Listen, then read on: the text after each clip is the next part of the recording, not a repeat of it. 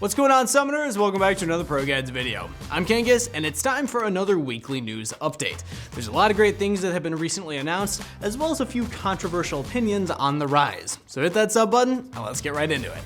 Starting us off, we're taking a trip back to the 70s with the new Space Groove skin line recently announced on the PBE.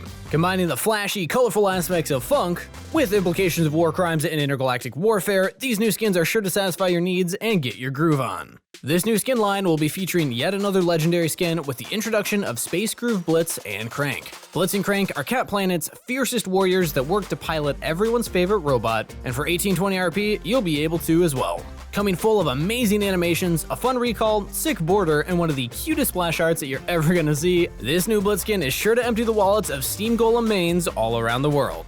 And before we cover the rest of the skins that got announced, let's go over everyone's favorite ProGuides tradition, our question of the day. If you could combine two big themes for a new skin line, what would you pair? Personally, I think that the High Noon and Zombie Slayer skin lines would be so badass if they had a crossover event. But there's a lot of good options, so let me know your thoughts in the comments below. Alongside the new, yet expensive Blitzcrank skin, Lulu is receiving a Prestige Edition variant of her new Space Groove skin too. Per usual, players will be able to get this limited edition skin by farming out tokens through multiple missions and challenges. And for those of you who don't feel like they need the Prestige Edition, don't worry, since it's just a variant, you can buy the regular version for 1350 RP. And if you're looking to spice it up, Lulu, as well as all the other Space Groove skins, will be receiving a ton of new chromas to help you personalize your champion even more. As for the rest of the champions, Lux, Nasus, Nunu, Rumble, and Samira will all be getting Space Groove skins too. Alongside their high quality and great chromas, each champion will also be receiving exclusive icons. Overall, this event is just jam-packed with new high quality content that's sure to tug on some heartstrings with its cute and colorful theme. Up next, we got some pretty controversial league drama that has recently overtaken Reddit and streams alike. Kadril, one of the newer members to the LEC caster crew, has recently gone under fire for his controversial opinion that LS, often known as Leandri Salesman, is the living embodiment of the Texas sharpshooter fallacy. For those of you who don't know, the fallacy states that differences in data are ignored, yet similarities are emphasized. To make things a bit simpler, just think of it this way. If you shoot 10 wild shots and land one of them, focusing on the fact that one landed rather than 9 missed is the problem here. This is what Kadril was specifically focused about, as he claims that LS constantly makes very controversial opinions and that many actually end up being wrong. However, he ends up being correct about at least one of his opinions, which grants him the power and status of a clairvoyant league analyst. While Kadril does state he means no harm in the statement and that he truly respects LS, the community, alongside many of LS's friends, have become enraged with these comments. From Nemesis taking Ellis aside and claiming that many of the best pro players in the world go to him for information, to I Will Dominate saying that both casters should be ignored and the drama should just be left alone to dissipate, opinions are being formed left and right on the matter. Some of Ellis's past infamous claims that were brought up were his famous Lee Sin is weak and Renekton is easy to counter claims, alongside his past claim that Aphelios isn't strong, teams just don't know how to play against him.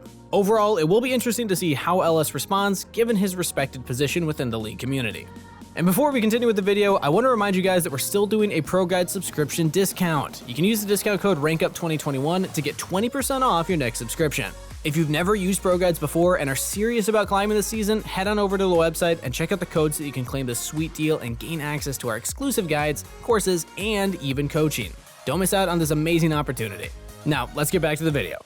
League is well known for the amount of skins that are pumped out on a routine basis, which has kind of created the meme that Riot buffs champions that are about to be getting skins. While this may have some truth to it, Riot decided to give us some insight on what determines who gets legendary skins to hopefully ease the mind of players, as well as letting us see into their own process when it comes to one of their biggest moneymakers. Let's go over some of their listed criteria, as well as some clarifications about misinformation.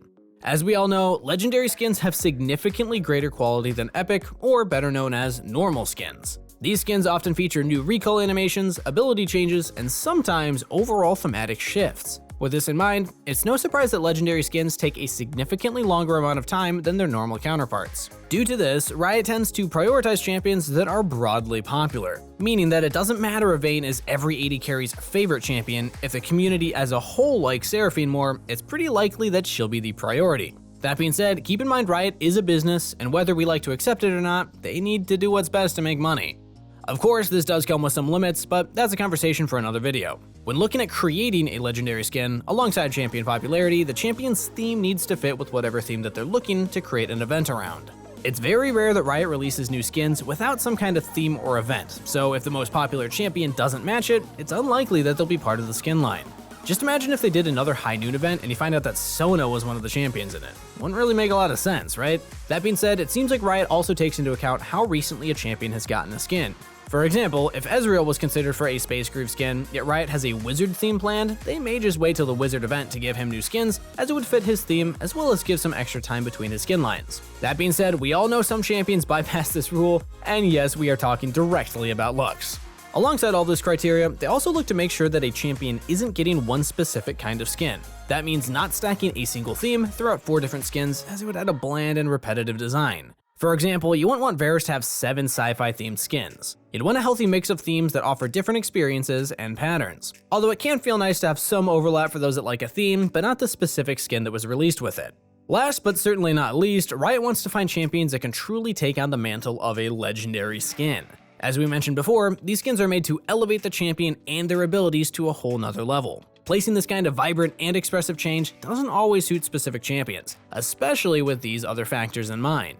A great example of this is Skarner. His fairly basic abilities, playstyle, and quotes make him a bit difficult to draft a legendary skin for. Compare this with somebody like Aphelios, who has a ton of different elements that can be adjusted and changed in order for the skin to feel like it's giving Aphelios a whole new feel, as well as making you feel like your money wasn't wasted. Overall, Riot is looking to create amazing skins that a majority of the community will enjoy, alongside making sure that you never feel like you were cheated out of a skin. Unfortunately, this means that some champions will wait an eternity to get a new skin and may never get a spot in a Legendary Skin Hall of Fame to begin with. That being said, it still lets a ton of players enjoy refreshing changes and beautiful thematic events like Spirit Blossom and the new Space Groove. Finally, bringing us near the end of our video, we got some pretty interesting patch highlights from this week's patch notes. If you joined us last week, you already know that Zinja was expected for a nice mini rework so that he would better fit in the current meta and items. With this recent patch, Zin is now completely changed and may be spotted in your future games, so be sure to read up on the patch notes or watch our breakdown so that you're not caught off guard with the changes to his kit. Alongside the new Zinja rework, healing as a whole is slowly being adjusted. With this patch, Ravenous Hunter had its healing reduced even further. This means on champions that were already struggling with the nerfed Ravenous Hunter, it may be a better option to just start taking other runes. Overall, if Riot keeps their word and continues to slowly change how healing works in the game, this change could be extremely healthy. Speaking of healthy healing mechanics, let's talk about one of the champions that completely shatters this concept with a single item. Yone has made his power known for multiple patches on end now due to his ability to assassinate targets from afar, and worse yet, his borderline inability to die.